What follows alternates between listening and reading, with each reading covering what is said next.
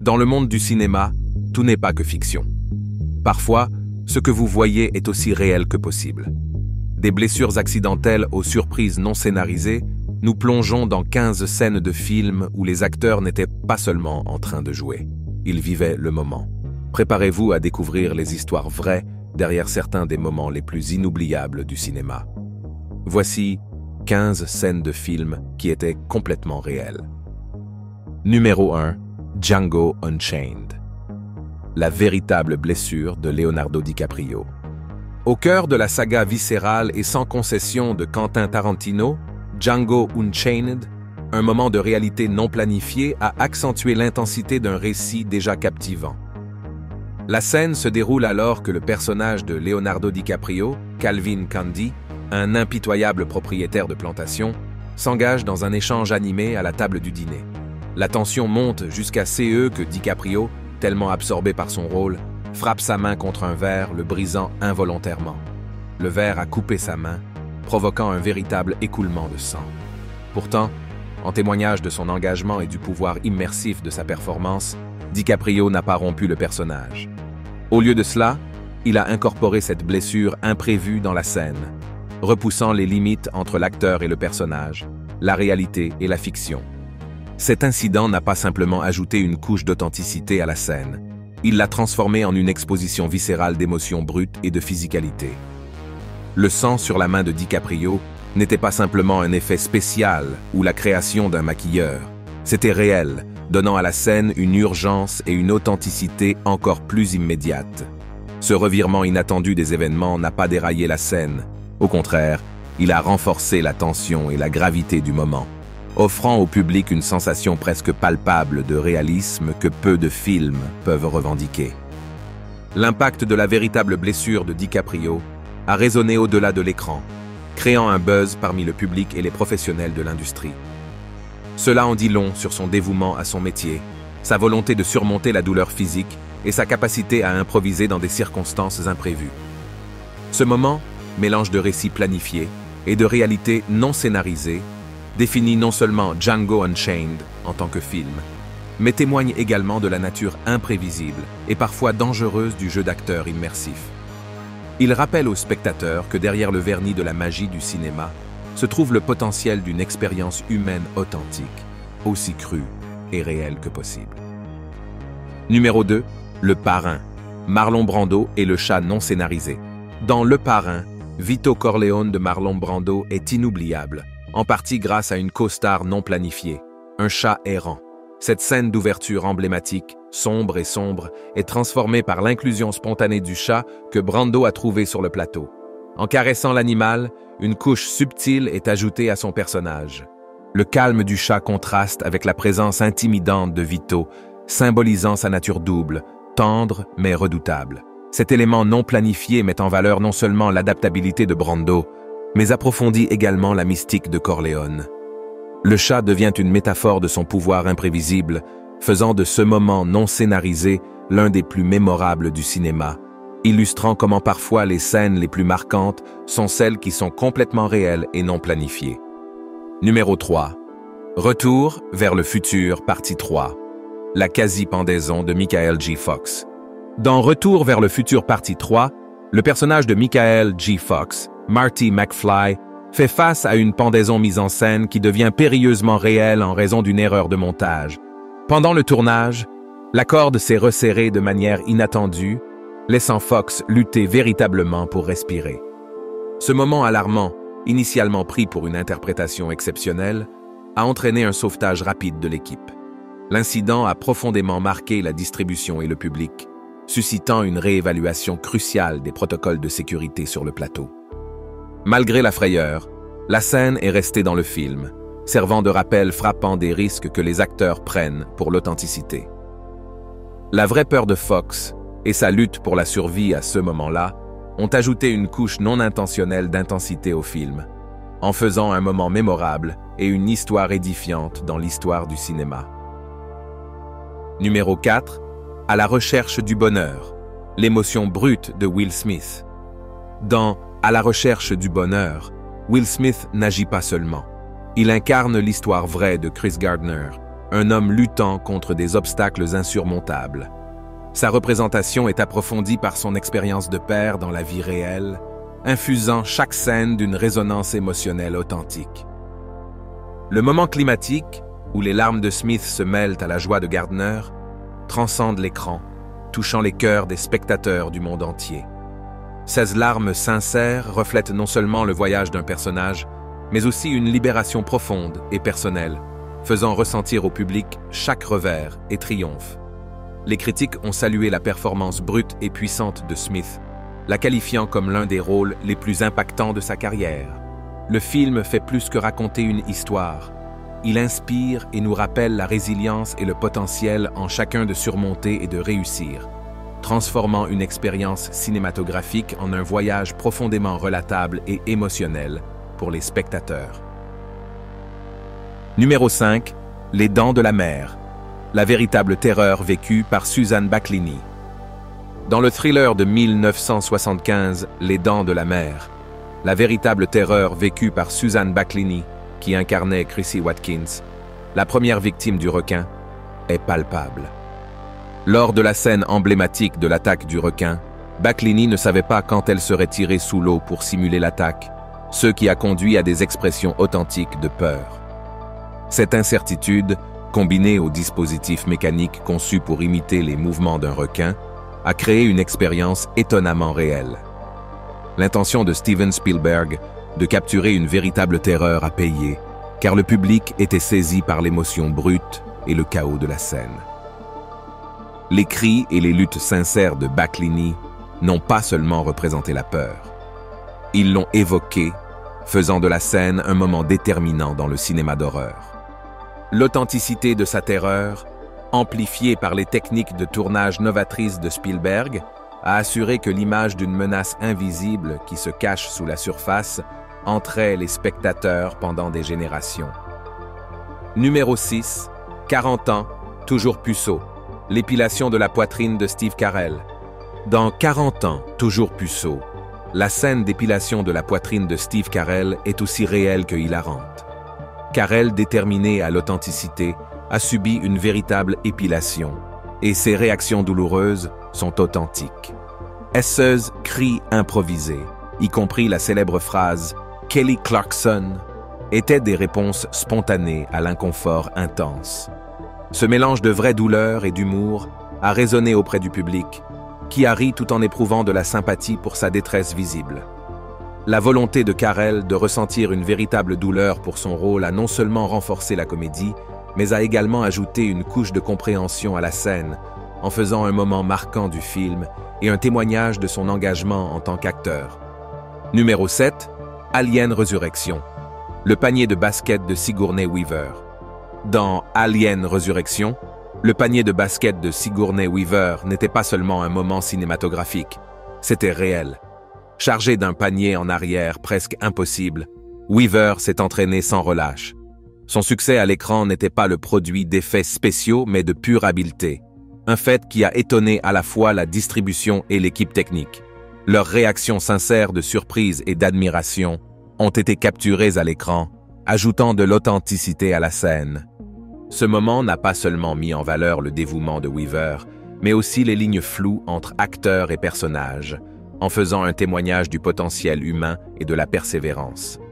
Alors que le ballon s'enfonçait sans effort dans le filet, il est devenu le symbole de la réalisation de l'incroyable, laissant une impression durable d'émerveillement et d'inspiration dans l'histoire du cinéma. Numéro 8. Hommage du casting de Glee à Corey Monteith. Dans un hommage poignant à Corey Monteith, le casting de Glee a véritablement pleuré à la fois l'acteur et son personnage, Fred Andrews, dans un épisode profondément émouvant.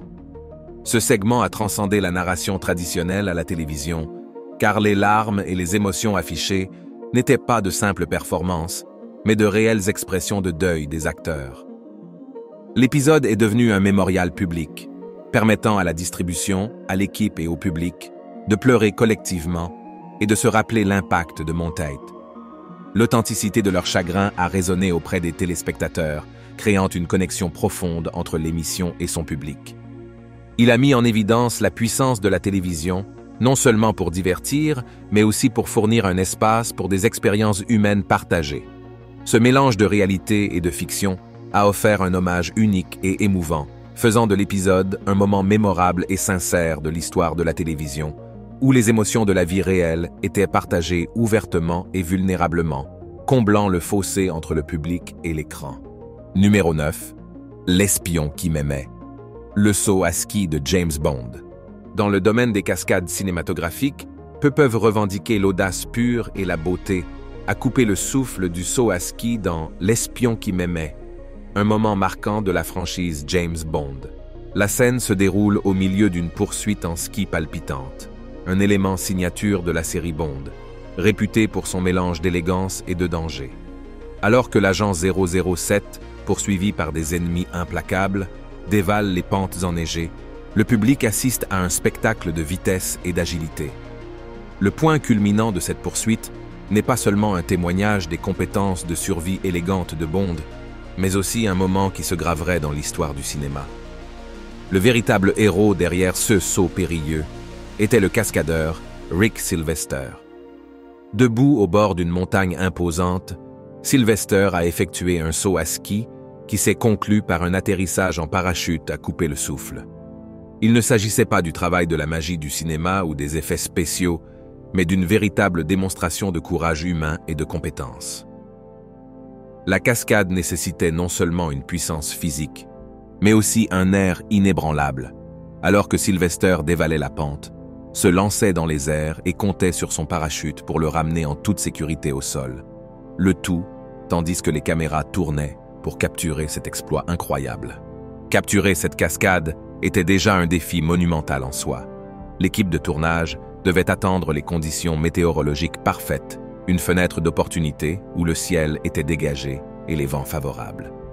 Plusieurs caméras étaient repositionnées pour s'assurer que chaque seconde à couper le souffle était enregistrée, sachant qu'il n'y aurait pas de deuxième prise. La réalisation réussie de cette cascade nécessitait une harmonie parfaite entre le timing, la précision et un peu d'audace. En regardant cette scène emblématique, les spectateurs ne font pas seulement l'expérience d'un personnage échappant au danger. Ils assistent à un véritable moment de bravoure cinématographique, un témoignage des efforts que les cinéastes sont prêts à déployer pour donner vie à leur vision. Numéro 10. Pretty Woman. La surprise de la boîte à bijoux. Dans le monde enchanteur de Pretty Woman, un moment de spontanéité authentique entre Richard Gere et Julia Roberts a captivé non seulement le public, mais est également devenue l'une des scènes les plus attachantes du film. Se déroulant sur fond d'une romance naissante entre un homme d'affaires fortuné et une escorte pleine d'entrain, le film navigue à travers des couches d'émotion et de transformation. La scène de la surprise de la boîte à bijoux, témoignage de la chimie authentique du film, n'était jamais scénarisée. C'était un moment pur et inattendu issu du génie improvisé de Richard Gere. Alors que le personnage de Gere, Edward, présente un magnifique collier à Viviane de Roberts, il referme la boîte sur ses doigts de manière ludique. Roberts, prise au dépourvu, éclate d'un rire sincère. Cette réaction n'était pas jouée, mais une véritable réponse à une plaisanterie inattendue. Le réalisateur, Gary Marshall, a reconnu la magie de cette interaction spontanée et a sagement choisi de la conserver dans le montage final. Ce choix a été extrêmement payant, car la scène a résonné avec les spectateurs du monde entier, symbolisant le mélange d'humour, de romance et d'authenticité du film. L'inclusion de ce moment non planifié n'a pas seulement procuré un rire, elle a ajouté une couche de charme et de proximité au film. Les spectateurs étaient attirés par l'authenticité des interactions des personnages, rendant l'histoire d'amour d'autant plus crédible et attachante. Cette scène emblématique reste un rappel de la beauté qui peut découler de la spontanéité, servant de jalon cinématographique mémorable qui continue de ravir et d'inspirer les spectateurs à embrasser les retournements inattendus du récit de la vie. Numéro 11. Riverdale. Hommage à Luke Perry. Dans un épisode émotionnellement chargé de Riverdale, la distribution s'est réunie pour rendre hommage à Luke Perry, décédé tragiquement en 2019.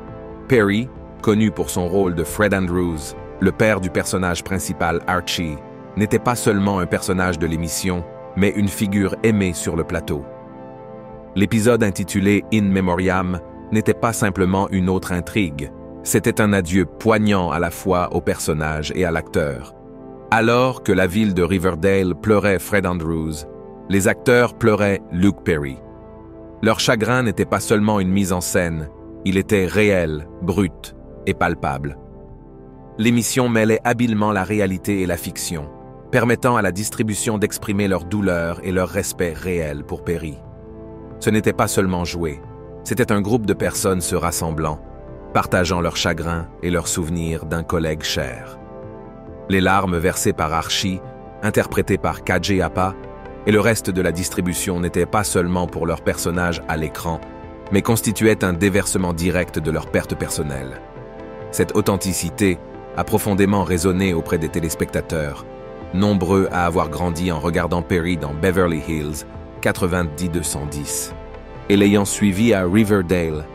L'hommage dépassait l'écran, créant un espace partagé de deuil entre la distribution et le public. Les fans se sentaient connectés non seulement par leur amour pour l'émission, mais aussi par leur souvenir collectif de Perry. L'épisode était un témoignage de l'héritage de Perry, touchant le cœur des téléspectateurs et de la distribution, laissant une empreinte indélébile sur le monde de la télévision. C'était un véritable moment d'adieu, un mélange d'art imitant la vie et de la vie se reflétant à travers l'art, faisant réaliser aux spectateurs l'impact profond des acteurs et des personnages qu'ils invitent chez eux. Numéro 12, Inglourious Basterds, l'étranglement de Diane Kruger. Dans Inglourious Basterds de Quentin Tarantino, une scène qui se distingue par son intensité brute et son réalisme est celle où le personnage de Diane Kruger, Bridget von Hammersmark, est étranglé par le personnage de Christoph Waltz, Hans Landa. Ce moment survient à un moment critique du film, car il sert de climax à l'intrigue, avec les destins des personnages et la tension du film convergent en une seule rencontre éprouvante. L'authenticité de la peur et de la désespérance de von Hammersmark est palpable, résultat de la décision controversée de Tarantino de rechercher le réalisme. Dans une démarche audacieuse et inhabituelle, Tarantino a choisi que Kruger soit effectivement étranglé, bien que brièvement et dans des conditions contrôlées, pour capturer une réaction authentique de terreur et de lutte. Cette décision n'a pas été prise à la légère et a suscité de nombreux débats sur l'éthique et la sécurité des acteurs dans la production cinématographique. Kruger a accepté cette méthode pour donner de l'authenticité à la scène, et bien qu'elle ait abouti à une performance puissante et convaincante, elle a soulevé des questions sur les limites auxquelles les cinéastes devraient aller pour atteindre le réalisme. La peur authentique dans les yeux de Kruger et la tension viscérale du moment rendent la scène incroyablement efficace, mais elles amènent aussi le public à réfléchir sur l'équilibre entre la vision artistique et le bien-être physique et émotionnel de ceux qui donnent vie à l'histoire. Cette scène est un rappel brutal de la mince frontière entre l'art cinématographique et la réalité, laissant les spectateurs à la fois émerveillés et mal à l'aise face aux sacrifices faits au nom de l'authenticité. Numéro 13, Mad Max Fury Road, la guitare lance-flamme du Doof Warrior. Dans le monde post-apocalyptique de Mad Max Fury Road, le Doof Warrior, une figure énigmatique, se démarque avec sa guitare lance-flamme. Monté sur un véhicule massif orné de haut-parleurs, ce personnage vêtu de rouge devient le héros stimulant le moral du groupe de guerre, sa musique alimentant la poursuite frénétique. Ce qui est vraiment étonnant, c'est que la guitare n'était pas seulement un accessoire. C'était un instrument entièrement fonctionnel, capable de tirer de véritables flammes pendant que le musicien jouait. Le performeur derrière ce spectacle enflammé devait non seulement jouer de la musique, mais aussi actionner le lance-flamme, le tout attaché à un véhicule en mouvement. Ce mélange dangereux de performance et d'effets pratiques met en avant l'engagement du film envers des expériences authentiques et viscérales, abandonnant les effets numériques au profit de cascades réelles et tangibles. Le résultat est une scène à la fois visuellement spectaculaire et véritablement palpitante, capturant l'esprit brut et chaotique du film. Cette approche audacieuse de la réalisation cinématographique invite les spectateurs dans un monde où la frontière entre réalité et fiction s'estompe, les laissant émerveillés par le danger réel et l'art des cascades. Numéro 14, Terminator 2, Judgment Day, l'hélicoptère sous le pont. Dans Terminator 2, Judgment Day, un moment déterminant de frisson cinématographique est atteint lorsqu'un hélicoptère passe dangereusement sous un pont. Cela n'était pas le produit de CGI ou d'un montage soigneux. C'était réel, un témoignage impressionnant de l'habileté et du courage du pilote de cascade. La scène, cruciale pour sa haute tension et l'escalade des enjeux, met en avant la poursuite implacable du T-1000, intensifiant le suspense du film à un niveau presque insupportable. Les spectateurs du monde entier étaient au bord de leur siège, ne réalisant pas le véritable risque impliqué dans la capture d'un tel moment. Le pilote, chargé de cet exploit téméraire, a navigué l'hélicoptère avec une telle précision et un tel contrôle qu'il a laissé les spectateurs incrédules, se demandant comment une manœuvre aussi dangereuse pouvait être effectuée de manière aussi fluide. Cette cascade à vous glacer le sang ne sert pas seulement de pierre angulaire à la réalisation de films d'action, mais aussi de rappel durable des efforts déployés par les artistes pour donner vie à leur vision, suscitant un profond émerveillement et étonnement chez ceux qui regardent. Numéro 15, The Usual Suspects, la scène de l'alignement. Dans The Usual Suspects, la scène de l'alignement était initialement scénarisée comme un moment tendu, reflétant la nature sérieuse des suspects interrogés. L'intention était de montrer la gravité de la situation, chaque personnage prononçant sa réplique d'un ton grave. Cependant, la réalité sur le plateau a pris un tournant quand un acteur a rompu son personnage, déclenchant un rire authentique parmi les autres. Cette rupture de personnage n'était pas planifiée, mais le réalisateur a reconnu l'authenticité et l'humour inattendu qu'elle apportait à la scène et a décidé de la conserver dans le montage final. Cette décision impromptue a transformé ce qui était censé être un moment sérieux en un instant emblématique et humoristique, ajoutant une couche de réalisme et de familiarité au film. Les réactions authentiques des acteurs et la volonté du réalisateur d'embrasser l'inattendu ont contribué à faire de cette scène l'une des plus mémorables du cinéma moderne. Merci d'avoir regardé un autre épisode. Pendant que vous êtes encore ici, assurez-vous de cliquer sur la vidéo à l'écran pour plus de contenu de qualité.